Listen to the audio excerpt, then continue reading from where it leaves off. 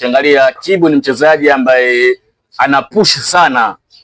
kwenda mbele, mchezaji ambaye anatengeneza sana mashani, anapush sana mashambulizi ya timu kwenda mbele, lakini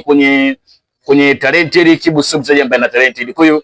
Kibu ndani ya Simba ana 50-50 kwa sababu ni mchezaji ambaye timu ikiwa haina mpira Kibu ana faida, lakini timu ikiwa ina mpira, yani ikiwa haina, Kibu anakuwa na faida kwa sababu anakuwa anasaidia mabeki wake kwenye kukaba, yani upande wake, kwa sababu anacheza Shomari Kapombe anakuwa anamsaidia Kapombe kwenye kukaba.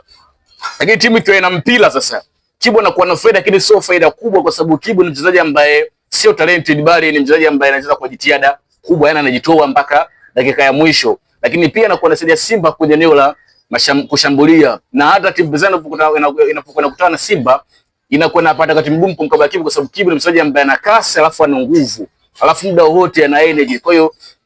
ukiangalia kimaslahi ya Simba, yes of course Simba bado inamhitaji Kibu sababu Kibu ni mchezaji ambaye ana vitu hivyo ambavyo nimevielezea, lakini kwa maslahi ya mchezaji, yes of course anaweza kaondoka kwa sababu Simba ametumika kwa miaka mingi, na kila mchezaji ndoto yake ni kufika mbali zaidi, sio kucheza tu ligi kuu Tanzania, bali ni kucheza vilabu tofauti tofauti na hatimaye kufika ngazi ya juu zaidi. Kwa hiyo ukiangalia kimaslahi ya Kibu, yes of course wakimwachia ni sawa, lakini kimaslahi ya timu sasa kwamba Kibu aendelee kubaki kwa sababu bado ana mchango ndani ya Simba.